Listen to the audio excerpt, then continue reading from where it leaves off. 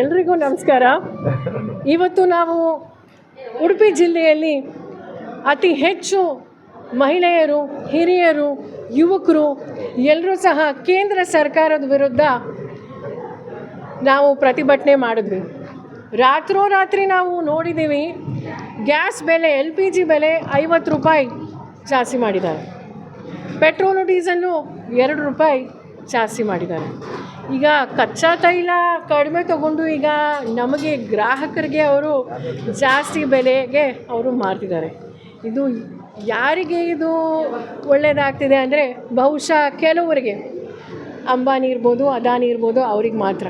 ಸಾಮಾನ್ಯ ಜನರಿಗೆ, ಮಧ್ಯಮ ವರ್ಗದವ್ರಿಗೆ, ಬಡವರಿಗೆ, ವಿಶೇಷವಾಗಿ ಮಹಿಳೆಯರಿಗಂತೂ ಇದು ಒಳ್ಳೆಯದಂತೂ ಆಗ್ತಾಯಿಲ್ಲ. ಹಾಗಾಗಿ ಇಡೀ ದೇಶದಲ್ಲಿ ಜನರಿಗೆ ಬೇಸರ ಆಗಿದೆ. ನಮ್ಮ KPCC ಅಧ್ಯಕ್ಷರಾದಂಥ ಶ್ರೀ DK ಶಿವಕುಮಾರ್ ಸರ್ ಅವರು, ಶ್ರೀ ಸಿದ್ದರಾಮಯ್ಯ ಸರ್ ಅವರು ನಮ್ಮ ರಾಜ್ಯದಲ್ಲಿ 17ನೇ ತಾರೀಕು ಬೆಂಗಳೂರಿಂದ ಪ್ರಾರಂಭ ಮಾಡ್ತಿದ್ದಾರೆ ಜನ ಆಕ್ರೋಶ ಯಾತ್ರೆ ಕೇಂದ್ರ ಸರ್ಕಾರದ ವಿರುದ್ಧ. ಬೆಲೆ ಏರಿಕೆ ತಮಗೆ ಗೊತ್ತಿದೆ ಎಷ್ಟು ಆಗ್ತಿದೆ ಅಂತ. ಹಾಗಾಗಿ ಇವತ್ತೊಂದು ನಾವು ಸಾಂಕೇತಿಕವಾಗಿ ನಾವೊಂದು ಪ್ರತಿಭಟನೆ ನಾವು ಮಾಡಿದ್ದೀವಿ. ಈಗ ನಮ್ಮ ರಾಜ್ಯ ಸರ್ಕಾರ ಜನರಿಗೆ, ಎಲ್ರಿಗೂ, ವಿಶೇಷವಾಗಿ ಮಹಿಳೆಯರಿಗೆ ಒಳ್ಳೆಯದಾಗಬೇಕು, ಸ್ವಾವಲಂಬಿ ಆಗಬೇಕು, ಸ್ವಾಭಿಮಾನದಿಂದ ಬದುಕಬೇಕು ಅಂತ ಒಳ್ಳೆಯ ಕೆಲಸಗಳನ್ನ ಮಾಡ್ತಿದ್ದಾರೆ. ಆದರೆ ಕೇಂದ್ರ NDA ಮೋದಿ ಸರ್ಕಾರ ಏನು ಮಾಡ್ತಿದ್ದಾರೆ ಅಂತ ನಾವು ಸಹ ಗೊತ್ತಿದ್ದೀವಿ. ಜಾತಿ ಧರ್ಮದ ಹೆಸರಲ್ಲಿ ದೇಶವನ್ನು ವಿಭಜನೆ ಮಾಡ್ತಿದ್ದಾರೆ.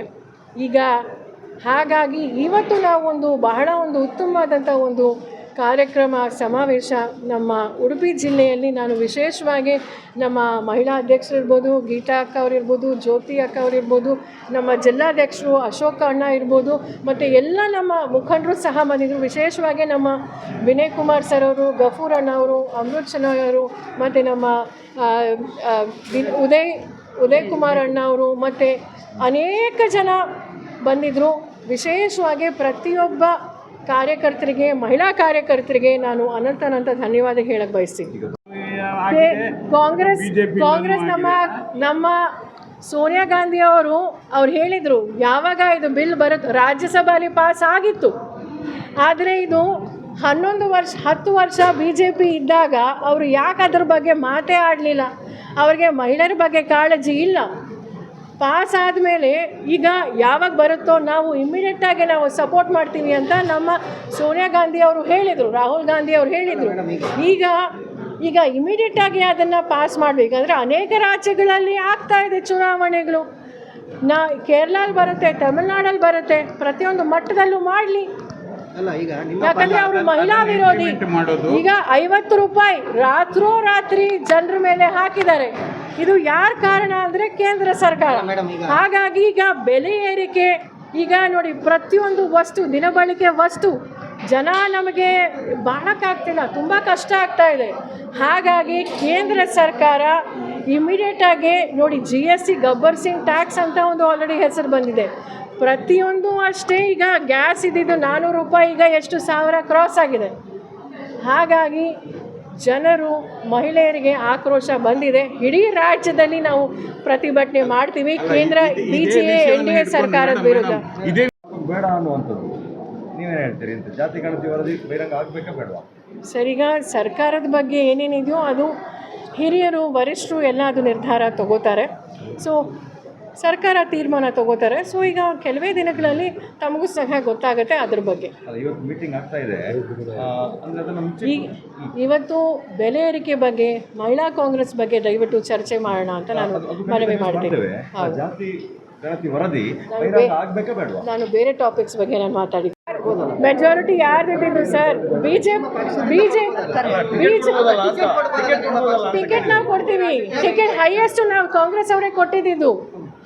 ಹೈಯೆಸ್ಟ್ ಹೌದು, 16 ಟಿಕೆಟ್ ನಾವು ಕೊಟ್ಟಿದ್ವಿ. ಆದರೆ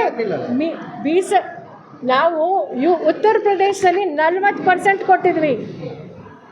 40. ಅದೇ ಥರ ಪ್ರತಿಯೊಂದು. ಈಗ ರಾಜ್ಯ ಸರ್ಕಾರ ಯಾರ್ದಿರೋದು? ಕೇಂದ್ರ ಸರ್ಕಾರ ಯಾರ್ದಿರೋದು? ಮೀಸಲಾತಿ ಯಾರು ಮಾಡಬೇಕು? ಮಹಿಳಾ ವಿರೋಧಿ ಕಾನೂನು ಯಾರು ಮಾಡಬೇಕು?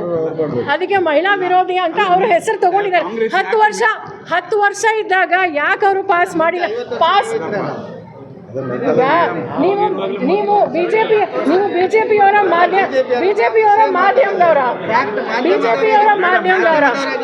ಸರ್, ಈಗ ದಯವಿಟ್ಟು ಬೆಲೆ ಏರಿಕೆ ಬಗ್ಗೆ ಮತ್ತು ನಮ್ಮ ಮಹಿಳಾ ಕಾಂಗ್ರೆಸ್ ಬಗ್ಗೆ ನಾವು ದೇಶದಲ್ಲಿ 50% ಇದ್ವಿ, ಆದರೆ ನಮಗೆ ಸಿಗಬೇಕಾಗಿರುವಂಥ ಸ್ಥಾನಮಾನ ಸಾಮಾಜಿಕವಾಗಿ, ಆರ್ಥಿಕವಾಗಿ, ವಿಶೇಷವಾಗಿ ರಾಜಕೀಯವಾಗಿ ಸಿಗ್ತಾ ಇಲ್ಲ. 33% ಅಂದು ಪಾಸ್ ಮಾಡಿಬಿಟ್ರು, ಎಲೆಕ್ಷನ್ ನಾಳೆ ಇದೆ ಅಂದರೆ. ಆದರೆ ಇಂಪ್ಲಿಮೆಂಟ್ ಯಾವಾಗ ಮಾಡ್ತಾರೆ? ನಮ್ಮ ರಾಜೀವ್ ಗಾಂಧಿ ಅವರ ಕನಸಿದ್ದು ನಮಗೆ ಈಗ ಪಂಚಾಯತಲ್ಲಿ, ZPಯಲ್ಲಿ, ಮುನ್ಸಿಪಾಲ್ಟಿಯಲ್ಲಿ ನಮಗೆ ರಿಸರ್ವೇಷನ್ ಇದೆ, ಮೀಸಲಾತಿ ಇದೆ.